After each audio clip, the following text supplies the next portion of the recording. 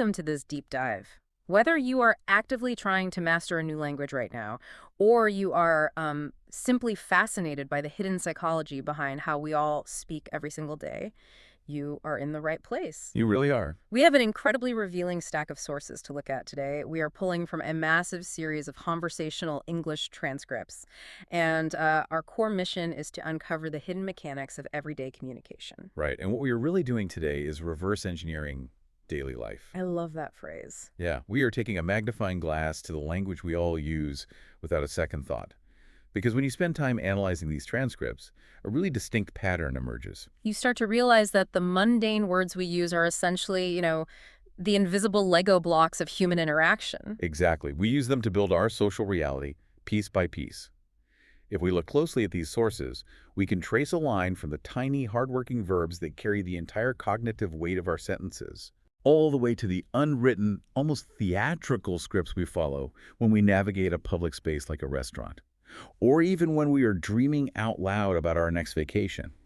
Language isn't just a way to transfer information. No, it's a behavioral framework. Spot on. Okay, let's unpack this.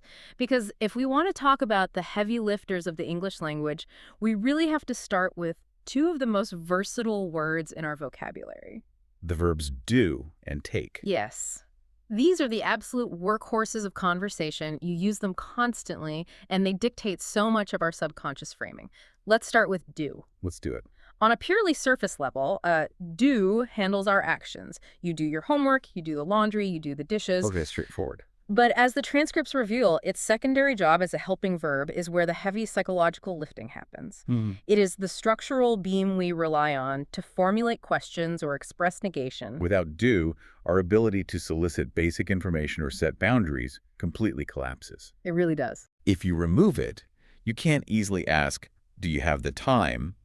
Or state, I don't agree. It functions as the scaffolding for our most fundamental interactions. Yeah. But beyond just holding a sentence together, Yeah. it carries a surprising amount of emotional weight. I noticed that in the text, there is a fascinating section on how we use do for pure emphasis. It transitions from a structural beam to an emotional amplifier. Right. Imagine someone questions your sincerity and you feel that immediate need to defend yourself. You don't just say, I like your cooking. No, you lean into the verb. Exactly. You lean in and you say, I do like your cooking. Or, I did finish my work. It is such a tiny word, but by placing the verbal stress right there, it acts as a micro-rebellion against doubt. I love that. A defense mechanism wrapped in a two-letter word. And what's fascinating here is, if we look at the broader cultural idioms anchored by do, we see it deeply embedded in our moral framework. Oh, definitely. Think about the concept of doing the right thing. It isn't passive. It implies that morality requires an active expenditure of energy against the inertia of taking the easy way out. It's a conscious choice. Exactly. We describe high-stakes situations as do or die, framing survival itself as an action. When resources are scarce, we don't just survive, we make do. Which implies a sort of psychological resilience. Right. And when we need someone to strip away their biases and look at the cold, hard facts of a situation, what do we tell them? We tell them to do the math. Yes. In all these phrases, do represents an active confrontation with reality. Active confrontation. That is a great way to describe it. It's never passive. And that naturally brings us to the other heavyweight verb in the text. The verb take. Right. On the most literal level, take means moving a physical object from one location to another. You take your keys off the counter. Sure. But the sources highlight a really strange linguistic quirk when it comes to transportation. We consistently say we take a bus, or take a taxi, or take a train. Yeah, we do. Why do we use a verb associated with acquiring an object when we are the ones being transported? We don't take a car unless we are sitting in the passenger seat. If we are behind the wheel, we drive the car. Did the research explain the psychology behind that distinction? It did. It comes down to the locus of control and human agency. When you are behind the wheel of a car, the machine is essentially an extension of your own physical will. You are directing it. Therefore, you are driving. Exactly. But when you step onto a bus or a train, you are surrendering your navigation to an external force.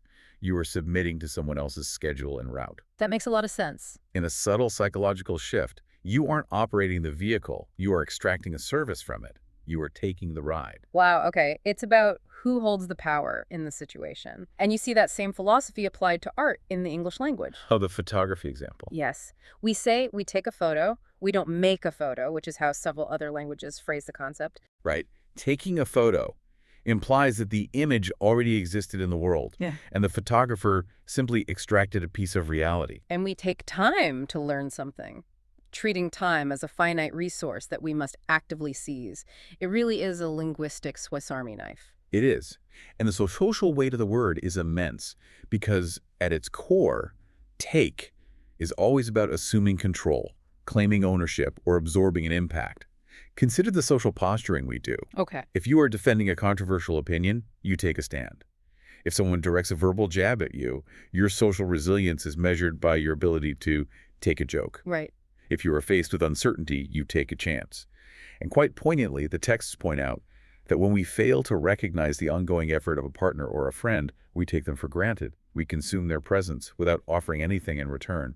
The emotional range of the word is staggering when you lay it all out like that. The sources point out how it can be used to express profound warmth or intense hostility. Very true. We tell the people we cherish to take care as they leave, offering a sort of verbal shield of protection. Yes. But if someone crosses a boundary and we need them out of our space immediately, the script flips entirely and we tell them to take a hike. It is the exact same verb operating on two completely different frequencies. It really is. If you pause for a second and review your own internal monologue today, it's almost guaranteed you've utilized these invisible tools. Did you do a good job? Did you take a break?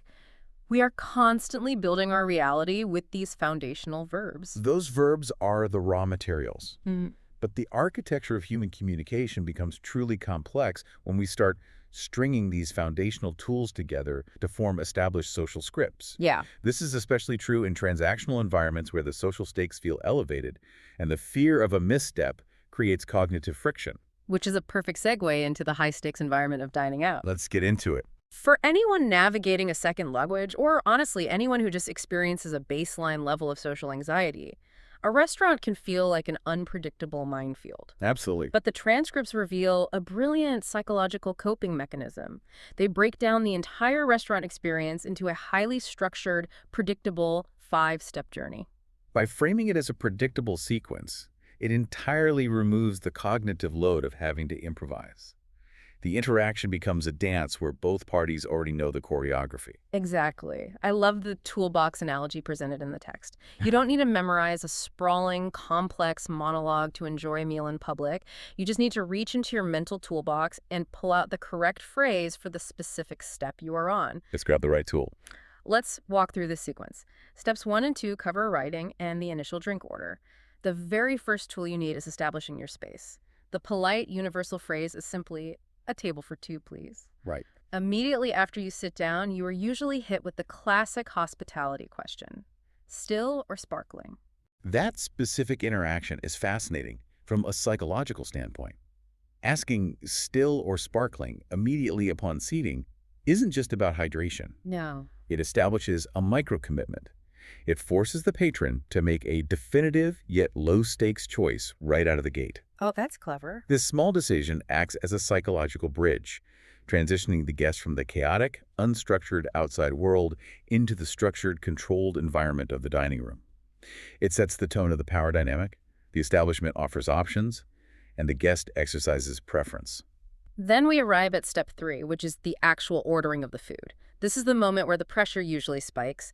The server is waiting, the menu is overwhelmingly large, and the fear of holding up the process kicks in. The dreaded choice paralysis. Yes. But the transcripts highlight a crucial de-escalation tool. If you are experiencing that paralysis, the script allows you to hit pause by saying, "We need a few more minutes, please." A vital tool for managing cognitive load. And when you finally are ready, there is a very deliberate pivot in the language. Native speakers rarely use the blunt phrase, "I want the chicken." Instead, the polite script dictates saying, "I'll have the chicken." Why does "I want" feel so abrasive in that context? Because I want is a demand. It centers the speaker's ego and treats the server as a subservient obstacle to acquiring the object. That makes sense. I'll have, on the other hand, operates as a collaborative prediction. It's a softer contraction of I will have, signaling an agreement between the guest and the kitchen. It acknowledges the communal nature of the transaction. Interesting. And if a guest wants to completely yield their authority to the server's expertise, they use the ultimate phrase of culinary surrender. What do you recommend? Exactly. Yielding authority is a great way to put it. It builds immediate rapport. But that rapport is tested in step 4, problem solving.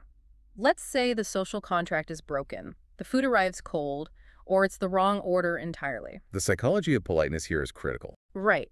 The established script requires the guest to suppress any aggressive instincts and use a soft interruption. You begin with, "Excuse me."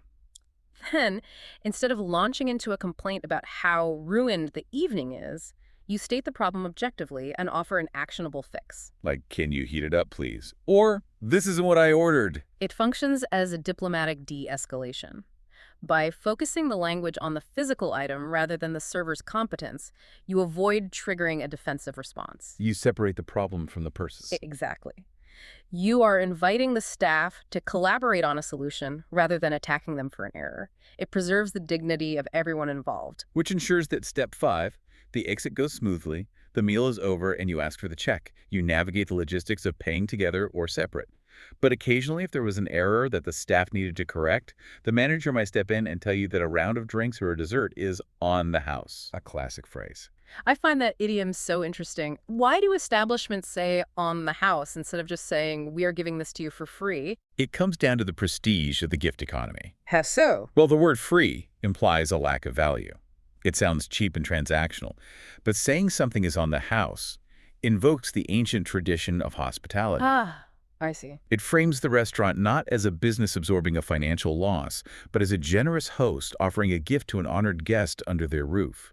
It protects the establishment's status while making the patron feel valued. Here's where it gets really interesting, because when you step back and look at this highly structured 5-step interaction, you realize these scripts aren't really about acquiring food. Not at all. They are frameworks designed to generate psychological safety in public spaces. When everyone adheres to the script, when the host extends a welcome, the customer collaboratively says, "I'll have," and the server acknowledges the order, we all feel secure. Yes. It is the absolute predictability of the language that creates the comfort we feel in a good restaurant. The language operates as a mutual treaty. We rely on highly structured phrasing to navigate public transactional environments safely.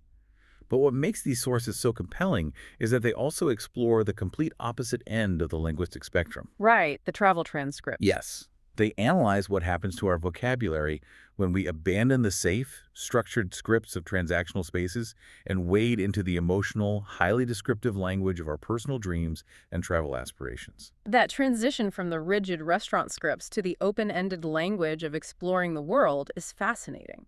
There is a profound grammatical shift that occurs in the transcripts when the topic turns to dream destinations. When individuals discuss their deepest travel aspirations, their language becomes noticeably softer and more vulnerable. Just as we avoid the bluntness of "I want" in a polite dining setting. Exactly. We shy away from rigid declarations when discussing our dreams. Instead of stating, "I want to go to Japan," the language softens into conditional phrases. Like, "I would love to visit." Or, "My dream is to see." Using the word "would" creates a psychological safety net. It frames the desire as a conditional daydream, protecting the speaker's ego, just in case the trip never actually materializes. It adds a layer of vulnerability, for sure. And the way these transcripts capture people using this gentle, conditional language to construct entire realities is incredibly vivid. It is. The sources use Japan as a prime example of how we use language to contrast different emotional states. When describing the traditional side of a Japanese dream vacation, the vocabulary focuses heavily on sensory stillness. Right. People talk about sleeping on woven tatami mats in a historic Kyoto inn. They describe walking through the endless red gates of the Fushimi Inari Shrine, or standing in the absolute quiet of a towering bamboo forest. The language there is designed to evoke a desire to step entirely out of the modern flow of time. It's a craving for stillness and historical reverence. Yes, but then, using the exact same conditional framing, the dream immediately pivots to the sensory overload of modern Japan. The language shifts to describe the hyper-busy pedestrian crossings of Tokyo, where a sea of anonymity moves in perfect synchronization. The contrast is striking. The dream includes sitting in a crammed, loud izakaya, sharing small plates and drinks with locals whose language you might not even speak.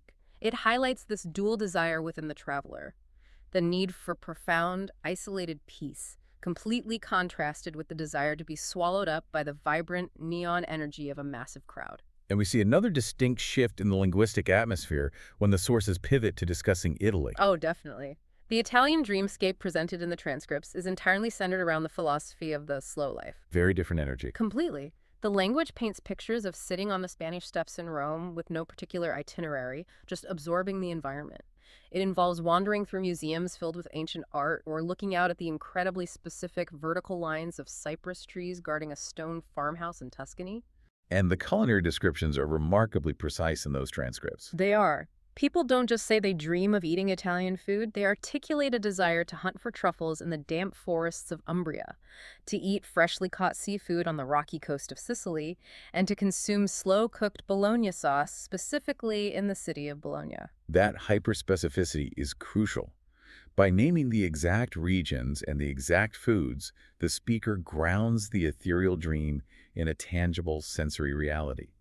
It proves they aren't just engaging in a generic fantasy.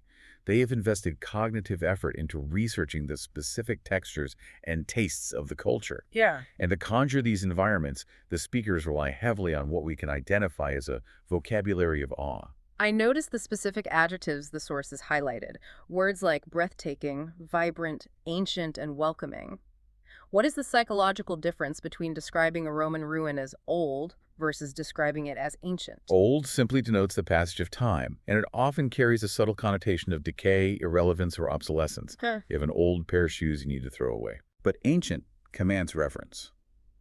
Ancient implies that the subject has not merely survived the passage of time, but has endured it with dignity and holds a wisdom that the modern observer lacks. That's a beautiful distinction. When a traveler uses the word ancient, they are positioning themselves as a humble student of history.